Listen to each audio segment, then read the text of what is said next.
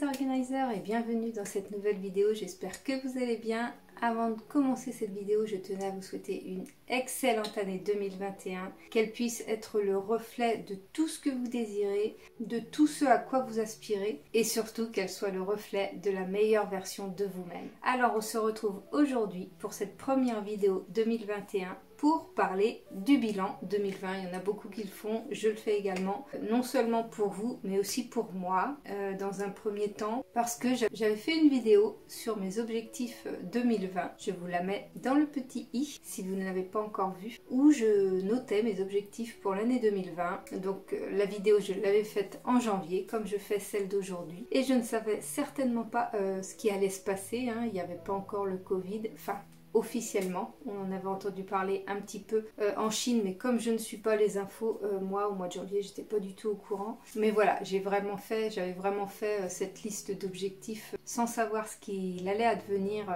pour cette année 2020, et là je vais revenir sur ces objectifs justement et de savoir si je les ai concrétisés ou pas. Alors, pour vous situer dans le contexte du mois de janvier 2020, donc j'étais encore salariée dans une entreprise de cuisine où j'étais assistante de gestion, donc j'y étais depuis environ 2 ans et demi, mais depuis quelques mois, donc depuis octobre de l'année précédente, ça s'était un petit peu, on va dire que la situation s'était un petit peu compliquée puisque on m'avait demandé de déménager de local de travail.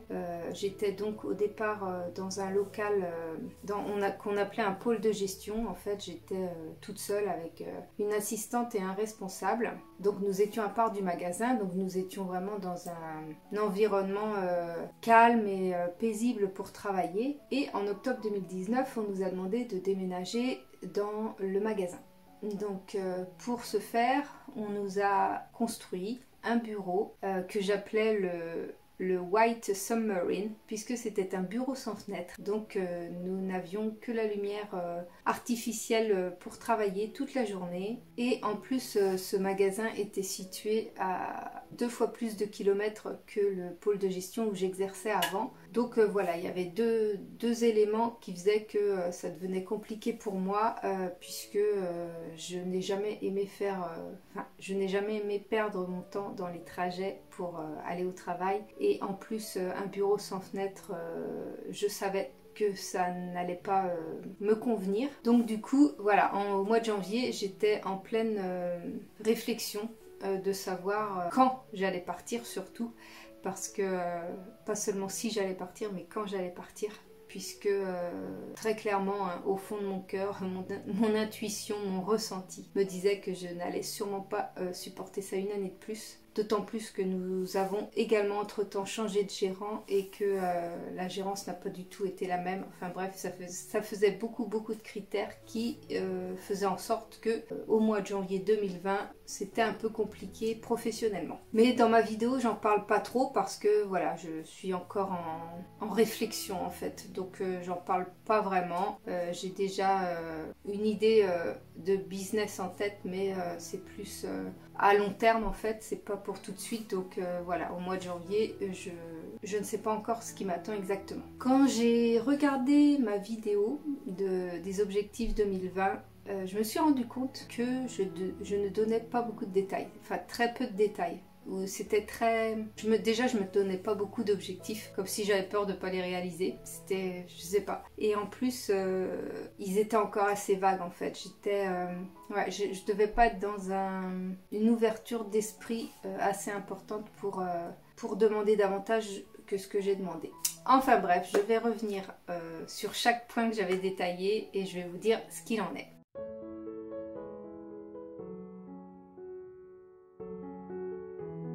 Donc comme premier objectif en 2020, je m'étais dit que j'allais essayer de moins côtoyer les réseaux sociaux. Alors c'est très paradoxal parce que vous devez vous en douter, c'est un échec. Je les côtoie même beaucoup plus puisque maintenant je travaille de la maison, donc je peux y aller très très facilement. Pourquoi je voulais moins côtoyer les réseaux sociaux? Parce que ça me prenait du temps, et comme je travaillais déjà 39 heures par semaine dans une entreprise, j'avais pas envie que mon temps de repos en fait soit uniquement consacré aux réseaux sociaux. Donc je m'étais dit, allez, en 2020 Nelly, tu vas moins côtoyer les réseaux sociaux et tu vas avoir plus de temps pour développer autre chose en fait. Mais force est de constater que dans les choses que j'avais envie de développer, il y avait donc ma chaîne YouTube, et que forcément je suis obligée d'aller sur les réseaux sociaux, de côtoyer les réseaux sociaux, ne serait-ce que pour charger mes vidéos, etc. Et puis garder un lien en fait avec ma communauté, pour augmenter ma communauté, pour me faire connaître, pour me montrer en fait, pour que le maximum de personnes puissent me découvrir. Et donc ça passe par beaucoup de publications, des vidéos régulières sur YouTube, etc. etc. Donc voilà, c'était un souhait improbable, non, et un peu infaisable en fait. C'était vraiment un objectif qui, par rapport à mon souhait de développement de chaîne, ne pouvait pas être concrétisé réellement. Donc moins côtoyer les réseaux sociaux, c'était mon premier objectif 2020, et c'est le plus gros échec de l'année.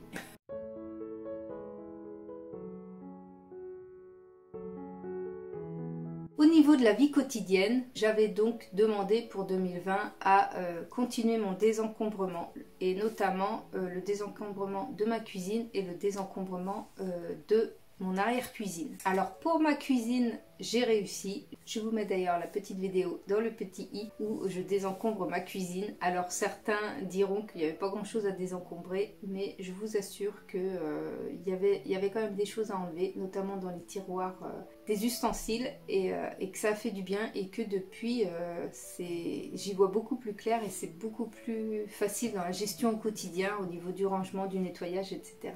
Ça m'a facilité la vie, et ça c'est une bonne chose. Par contre, l'arrière-cuisine, je ne l'ai pas triée. Et la raison principale de cela, c'est que j'aimerais pouvoir peindre les murs, parce qu'actuellement c'est encore en placo, il y a encore les bandes. Donc il y a de la peinture à acheter, il y a des éventuelles étagères à acheter, des éventuels rideaux à acheter, pour que vraiment cette pièce devienne agréable. Pour l'instant, ce n'est pas ma priorité financièrement parlant, donc je ne l'ai pas fait en 2020, et pour l'instant en 2021, je pense pas que ce sera un de mes objectifs non plus. Donc on va dire que tout ce qui au niveau des encombrements, c'est un demi-échec, parce que voilà, j'en ai fait qu'une partie. Toutes les autres pièces de la maison sont déjà désencombrées. Bien sûr, le tri est à faire régulièrement, vous devez le savoir vous aussi. Quand on commence à désencombrer, on a souvent le réflexe après de réencombrer assez facilement. Maintenant, moi j'ai gardé la formule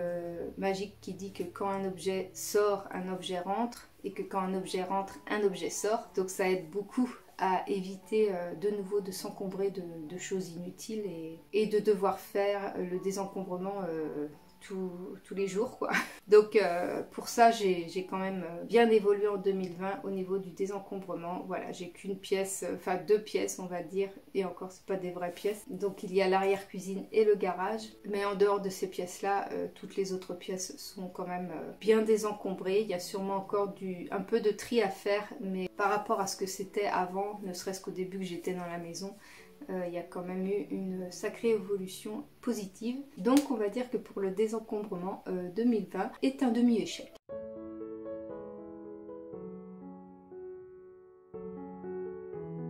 Du point de vue des finances, en 2020, j'avais constaté que, donc ça faisait 2 ans et demi que j'avais trouvé mon nouvel emploi, que je gagnais plutôt un salaire très correct, même si par rapport à la moyenne des ménages français, comme ils disent à la télé, je gagnais moins que la moyenne des ménages français.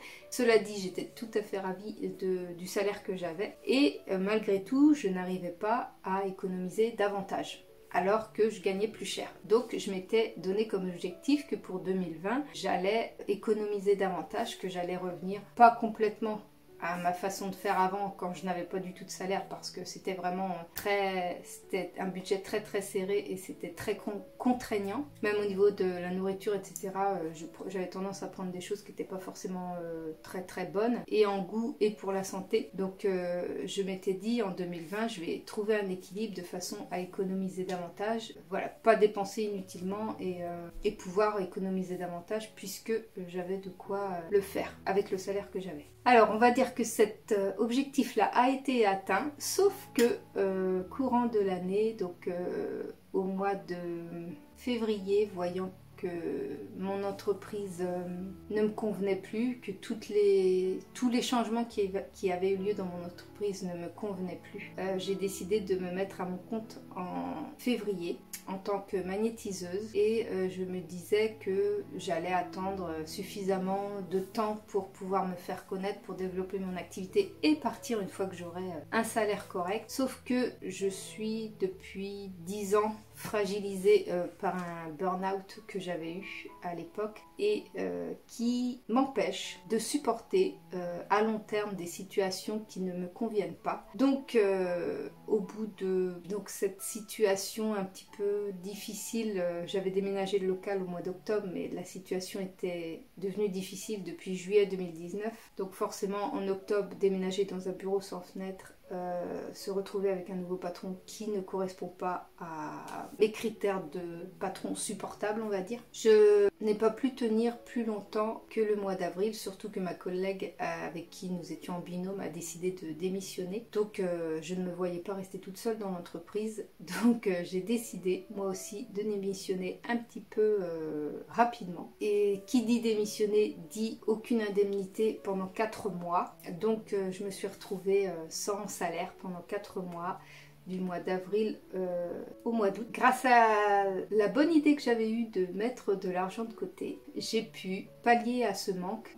en ayant en fait assez de réserve d'argent pour pouvoir partir sans me dire oh là là, pendant 4 mois je vais pas avoir de salaire, ça va être horrible, je vais pas survivre, voilà. Donc c'est pour ça qu'il est très important, même quand vous n'avez pas l'impression que vous en avez besoin, mais il est extrêmement important de faire des économies pour garder votre liberté, pour ne pas vous sentir le couteau sous la gorge, pour ne pas vous sentir oppressé par les situations qui peuvent vous arriver. Moi je sais que c'est quelque chose que je prévois maintenant. J'ai été vraiment dans des situations assez difficiles auparavant, et je sais comme il est important d'avoir une petite réserve pour pouvoir faire un peu ce qu'on veut et un peu comme on veut, voilà, sans faire de folie et sans faire n'importe quoi. J'ai pu calculer les choses de façon à pouvoir partir de l'entreprise très rapidement, plus rapidement que ce que j'avais prévu, sans savoir ce qu'allait pouvoir être mon auto-entreprise, sans savoir si au bout de 4 mois j'aurais le droit au chômage, à combien j'aurais le droit, est-ce que ça me permettrait de vivre. Voilà, j'y suis allée quand même, et c'est grâce aux économies que j'avais planifiées, qui à la base n'était pas prévu pour ça, hein. J'avais fait des économies surtout pour permettre de payer des projets futurs, notamment une moto pour mon chéri, parce qu'il en voudrait une pour ses 50 ans, ses 50 ans étant dans 2 ans. Voilà, c'était un des objectifs. Bon, ça retarde un peu, on espère bien sûr que les finances vont augmenter et que je vais pouvoir faire des économies pour lui payer son cadeau. Mais voilà, cet objectif-là m'a vraiment permis de garder ma liberté et de pouvoir partir d'une entreprise qui ne me convenait plus quand je l'ai souhaité en fait.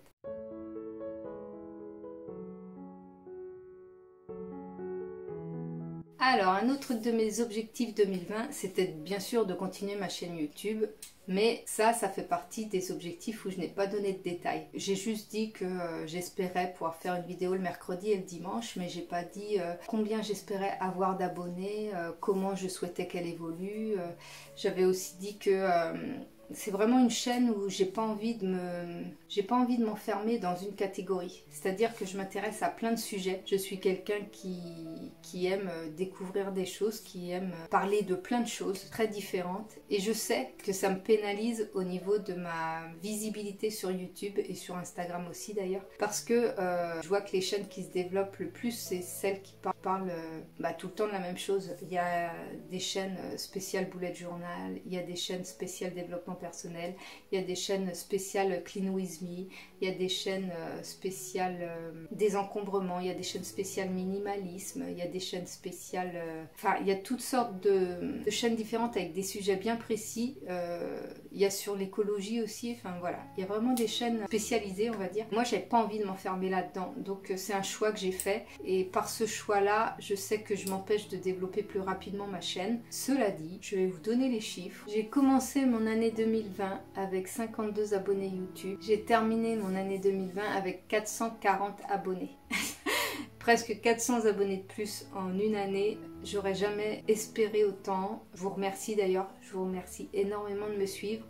Quand vous me laissez des commentaires, ils sont toujours super gentils et bienveillants. Vous êtes adorables. Donc je vous remercie pour ça. Merci beaucoup d'être là. Je suis contente que ma chaîne vous plaise. Je suis contente que ma personnalité, moi, toute entière, puisse vous convenir et que ce que je partage, ça puisse aussi vous aider. Ça peut aussi vous remonter le moral. Ça peut aussi vous dire, eh ben voilà, moi aussi je peux y arriver. Et voilà, si, comme je dis souvent et que je me dis souvent, quand on veut, on peut. Si vous voulez très fort quelque chose, vous pouvez l'obtenir. J'en savais rien, moi, si ma chaîne allait réussir. Là, on peut pas dire que c'est un succès fulgurant, mais moi, pour moi, à mon niveau à moi, je peux vous dire qu'avoir 440 abonnés, même plus à l'heure où je vous publie cette vidéo, je suis extrêmement reconnaissante d'avoir eu autant d'abonnés en une année. Il y en a qui ont beaucoup plus, mais comme je vous dis, déjà moi je m'en fiche que les autres aient plus, hein. Moi ce que je vois c'est moi, c'est ce que je donne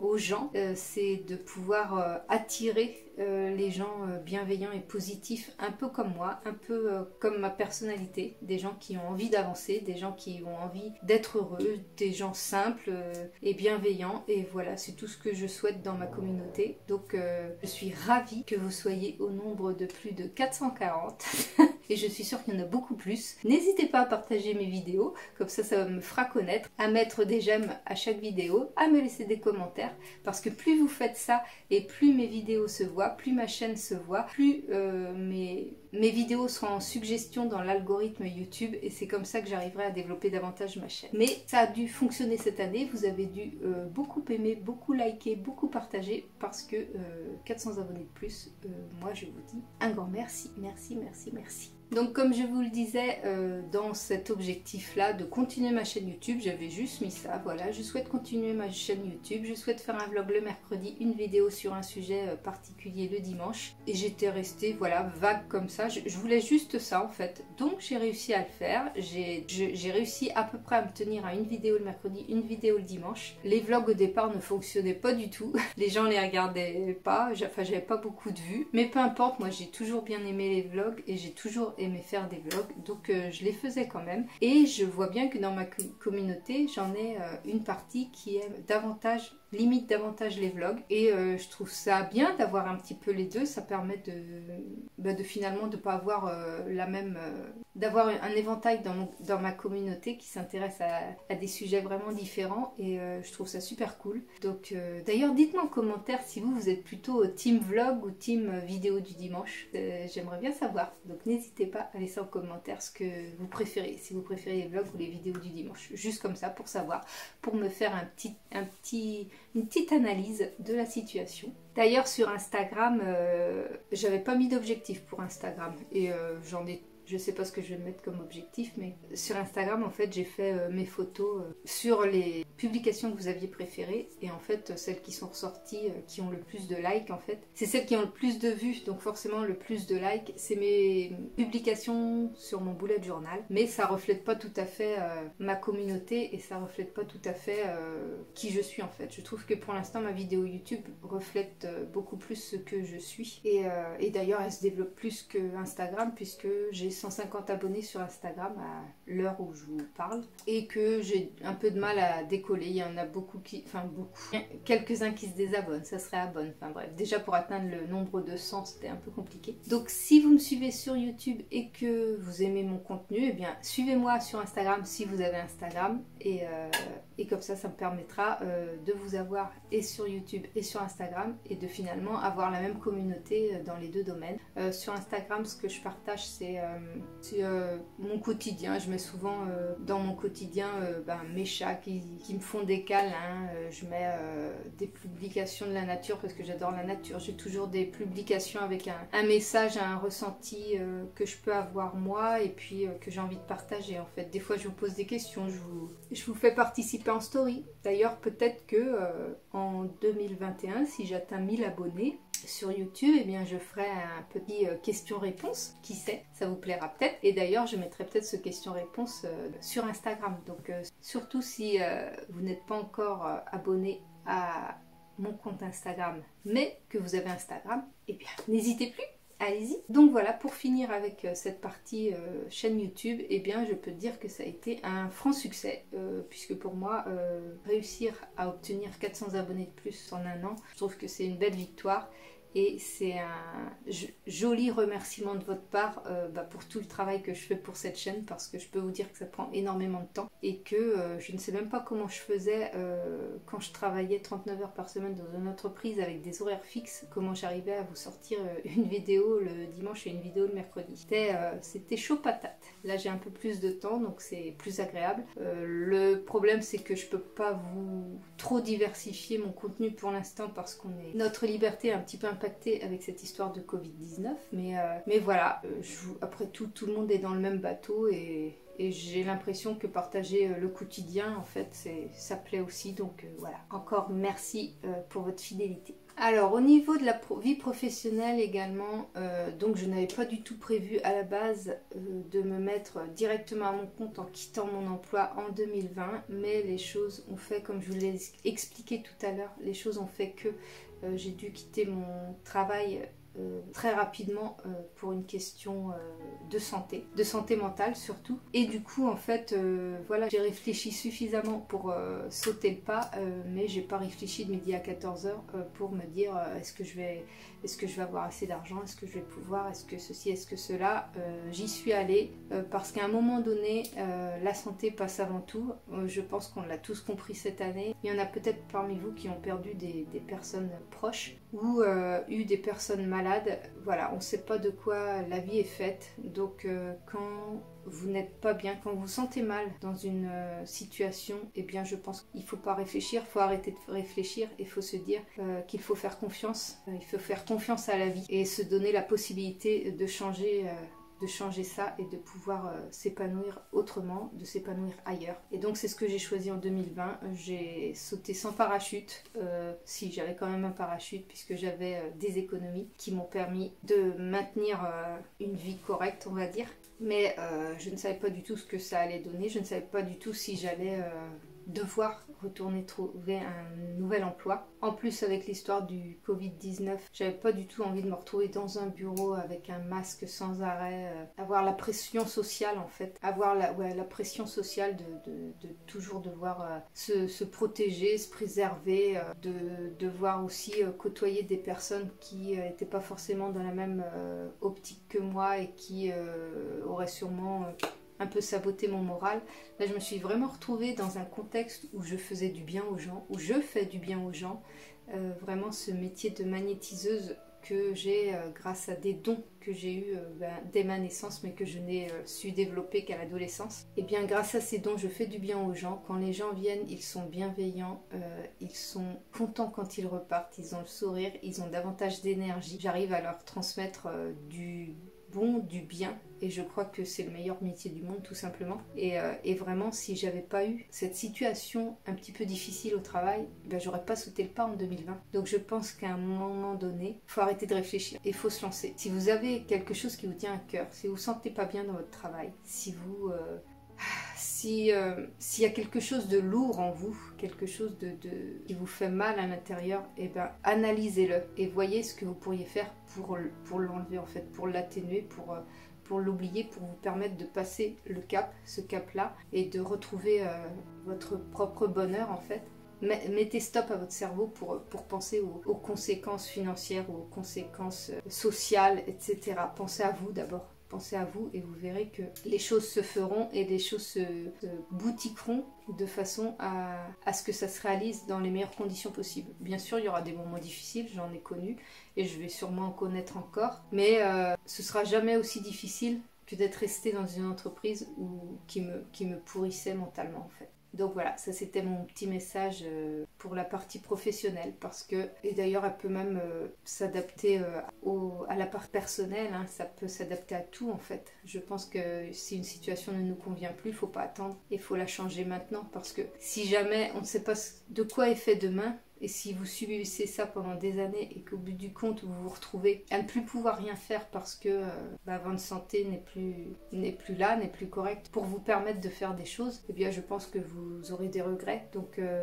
n'ayez pas de regrets et foncez, faites ce que votre cœur vous dit et écoutez ce que votre cerveau vous conseille pour vous permettre d'atteindre l'objectif. Moi je m'étais dit qu'à partir de 40 ans, d'ailleurs je le dis dans ma vidéo sur les objectifs 2020, je m'étais dit qu'à partir de 40 ans, je créais mon job et que j'allais vers la liberté financière en fait. Je veux pouvoir construire mon métier, mon travail par rapport à ce que je suis, par rapport à ce que j'ai envie de transmettre, et je ne veux plus subir en fait, je veux plus qu'on m'enlève ma liberté. Et voilà, je m'étais dit à 40 ans, j'ai l'expérience de 20 ans derrière moi, puisque j'ai commencé à travailler à 21 ans. De 20 à 40 ans, j'ai pu m'expérimenter. Maintenant, je connais très bien le métier d'assistanat. J'en ai vraiment fait le tour et maintenant, je veux créer mon job. Ce métier d'assistanat que j'ai fait pendant 20 ans m'a permis de développer beaucoup de capacités, notamment au niveau informatique. J'ai pu très vite me mettre sur les logiciels de montage, etc. Je suis très à l'aise avec l'informatique, tout ce qui est internet, tout ce qui est nouveau logiciel. Je m'adapte très bien et c'est grâce à ce métier-là que j'ai pu développer ces capacités-là. Donc je suis très heureuse d'avoir fait ce métier, mais j'aspire à autre chose maintenant. Et là, on va dire, j'ai 20 ans jusqu'à la soixantaine pour faire le métier de mes rêves, celui que j'ai vraiment envie de faire là, maintenant, même si le précédent était celui que je voulais faire au départ. Mais dans une vie, on a le droit d'évoluer. On évolue d'ailleurs, même malgré nous. Et on a le droit de changer d'avis et de changer d'orientation. Et d'autant plus maintenant, avec toutes les opportunités qu'on a, toutes les possibilités de formation qu'on a, on peut vraiment faire ce qu'on veut, quand on veut. Donc, comme je dis, quand on veut, on peut. Si vous avez vraiment envie de quelque chose, eh bien, mettez tous vos efforts, mettez toute votre énergie, tout votre cœur à faire ces choses et vous y arriverez. Forcément, vous y arriverez.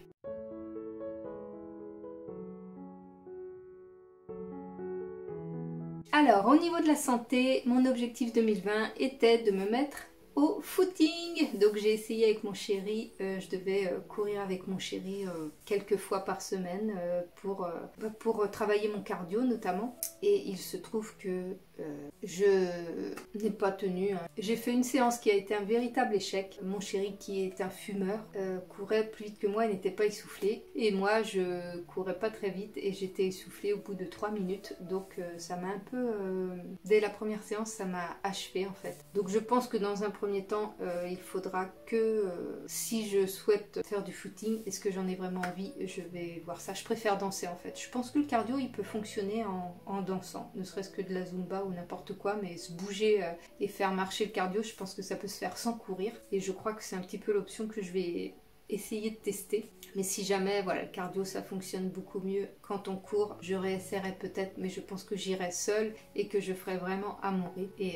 Et ça viendra, je sais que ça viendra parce que j'ai des amis qui l'ont fait et qui étaient très nuls au départ et qui maintenant y arrivent très correctement. Donc voilà, il y a de l'espoir, mais on peut dire que cette course à pied pour 2020, ça a été un échec complet. Je m'étais également fixé comme objectif de faire du yoga, du pilates, de marcher au moins 30 minutes par jour. Et j'ai tenu, mais je tiens mieux la cadence en printemps-été, en fait, quand les beaux jours arrivent, que à l'automne-hiver où là c'est beaucoup plus compliqué. Le yoga c'est très, très facile, donc je le continue. Et c'est très facile pour moi de m'y mettre en fait, parce que le yoga me fait beaucoup de bien et physiquement et psychologiquement. Donc c'est très facile pour moi de faire une séance de yoga, ne serait-ce qu'un quart d'heure. Il n'y a pas besoin de beaucoup. Quand j'ai vraiment l'impression de ne pas avoir le temps de m'y mettre vraiment, je fais qu'un quart d'heure. Mais bon, l'idéal c'est d'en faire une heure par jour, ce serait parfait. Mais malgré tout, j'ai gardé quand même ça. Donc le yoga, je m'y suis bien mis, ça c'est un succès. Le pilates,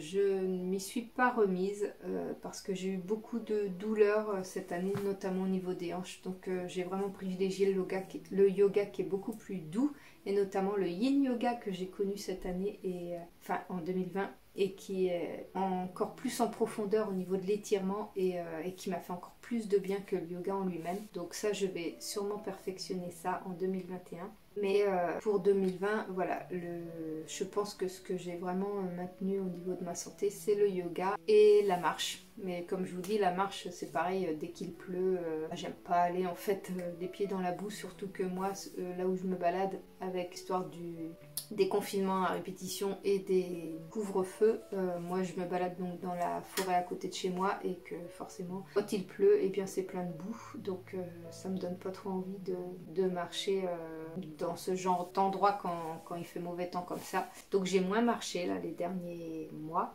mais du printemps à l'été, je m'y suis beaucoup mise et c'est vrai que ça fait du bien. Et pareil, ça fait du bien et au corps et au mental.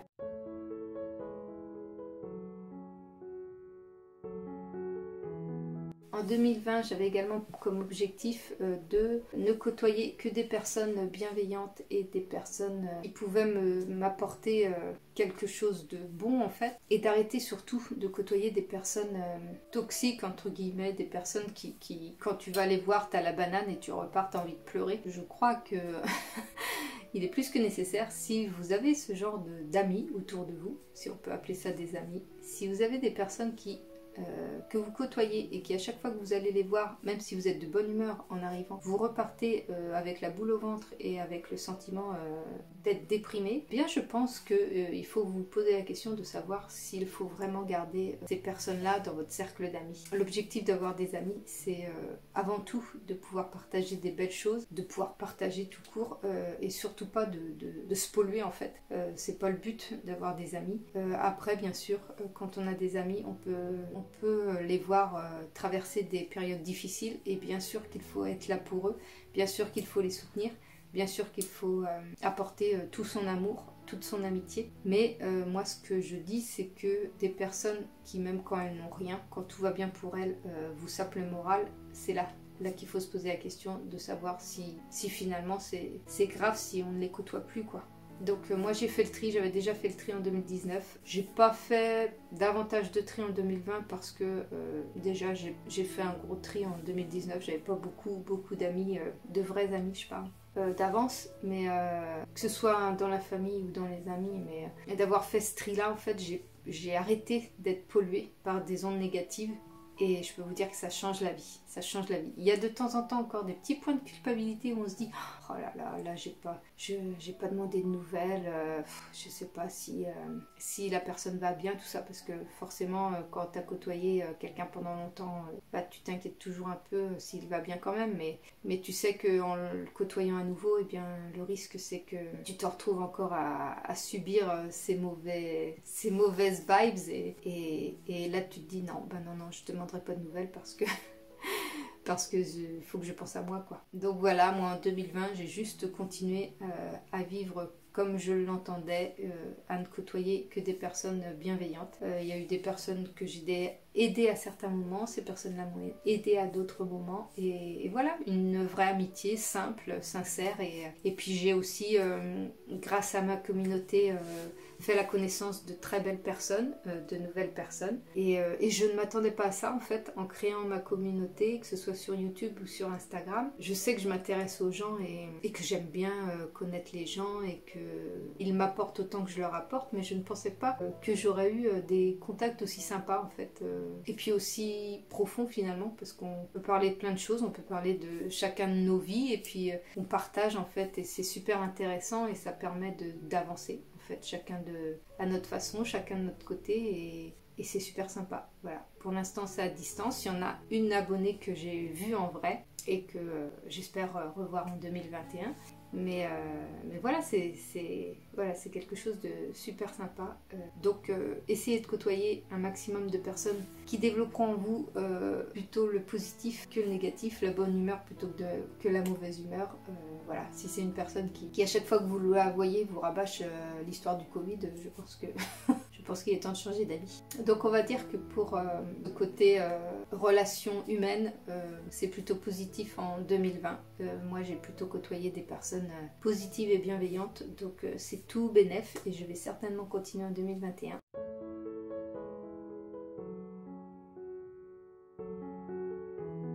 Et enfin en 2020, je m'étais juste donné l'objectif de faire un maximum de choses qui m'épanouissent. Donc c'est ce que j'ai fait, c'est ce que j'ai pu faire parce que j'ai quitté mon job. Donc j'étais à même de pouvoir faire exactement tout ce que je voulais. Il y a juste l'aspect financier qui pouvait éventuellement, et Covid, qui pouvaient éventuellement m'empêcher de faire des choses et qui m'ont empêché de faire des choses, notamment de partir en vacances 15 jours. Hein. Je suis partie 4 jours quand même, donc je suis très reconnaissante pour ça. Mais en dehors de ça, j'ai pu faire tout ce que je voulais, quand je voulais, et j'ai retrouvé ma liberté en fait, et je crois que la liberté, ça n'a pas de prix, tout simplement. Donc voilà un petit peu mon bilan de l'année 2020. J'aimerais bien connaître un petit peu votre bilan de l'année 2020. Qu'est-ce que vous avez retenu le plus? Moi, si je peux parler en dehors de ces objectifs, de ce que m'a apporté l'année 2020, eh bien, elle m'a apporté la douceur, la sérénité, curieusement, hein, puisqu'on est dans un contexte particulier. Mais j'ai adoré le premier confinement. Pourquoi? Parce que tout s'est arrêté. Tout s'est arrêté. Plus de pression sociale. Plus de bruit dans les rues, un calme olympien, toute la vie, toute la frénésie de la vie sociale en fait, et tout le stress de la vie sociale avait disparu. J'ai adoré ce moment, j'ai adoré ce premier confinement qui m'a apporté beaucoup de sérénité et qui m'a dit oui, c'est possible d'être... de trouver une vie sereine en fait, mais je crois qu'il faut vraiment se détacher de cette vie de fou en fait, de cette vie où le travail passe avant le reste, même le travail passe avant la santé. Je crois que non en fait, il faut qu'on pense à nous, il faut que chacun pense à soi, et en pensant à soi, on pourra d'autant plus aider les autres. Je pense que la vie a besoin de simplicité, mais ça on le savait d'avance, mais comme on était pris dans un tourbillon, on était pris dans un cyclone, on était pris dans une tornade, et donc on ne pouvait pas s'arrêter. Et là, le premier confinement nous a fait nous arrêter. Et moi, ça m'a fait énormément de bien. Ça m'a fait énormément de bien ce premier confinement. Après, le deuxième confinement, j'avoue que entre deux, voilà, on pouvait sortir, mais il fallait mettre le masque, le gel hydroalcoolique, éviter de coller les gens, on ne pouvait plus embrasser nos proches, enfin voilà, on ne peut plus embrasser nos proches. Ça, c'est compliqué. Ça, c'est compliqué parce que moi, je suis quelqu'un de très affectueuse. J'aime beaucoup faire des câlins, j'aime beaucoup faire la bise. Voilà, je suis quelqu'un de très tactile. Donc là, on nous enlève ça en fait. On nous enlève notre vie sociale affective, et je crois que c'est le plus difficile à supporter. Mais j'en garderai quand même un côté très positif, parce que grâce à ça, je me suis lancée, enfin. Depuis mes 40 ans, je voulais me lancer dans l'auto-entrepreneuriat. J'ai 3 ans de retard, et donc grâce à cette année 2020, je me suis lancée. J'ai sauté avec un tout petit parachute. Et voilà, j'espère que ça va me mener là où je le souhaite, mais j'en suis persuadée, j'en reste convaincue. Je vous ferai la semaine prochaine mes objectifs 2021 et je vais travailler très très durement pour que ces objectifs 2021 soient les plus précis possibles. Parce que j'ai bien vu qu'en 2020, mes objectifs étaient finalement vagues et je les ai réussis, mais j'ai pas atteint, on va dire, un idéal parce que je l'ai pas demandé en fait. Je l'ai pas demandé, je le visualisais pas. Je savais pas quoi demander, je savais pas où j'allais, et j'étais un peu perdue. Là, pour attaquer l'année 2021, je suis beaucoup plus reposée. J'ai fait beaucoup plus d'introspection. J'ai beaucoup plus travaillé sur mes besoins et mes envies profondes. Et je vais certainement détailler mes objectifs 2021 et on verra en fin d'année si je les ai atteints. Voilà, j'aimerais bien que vous me disiez en commentaire quel a été votre bilan de cette année 2020, ce que vous en avez pensé, si elle a été plus positive que négative, si elle a été plus négative que positive et pourquoi. Et moi, en attendant de vous retrouver très bientôt, je vous fais des gros bisous. Salut! Ah, le bordel!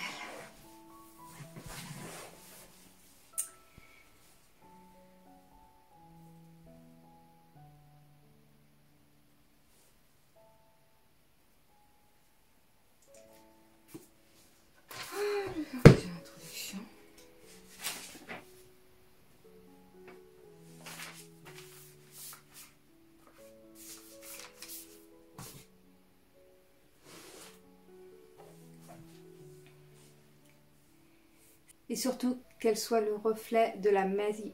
Je prends mon bullet journal pour vous dire. Un petit peu. On est un petit peu.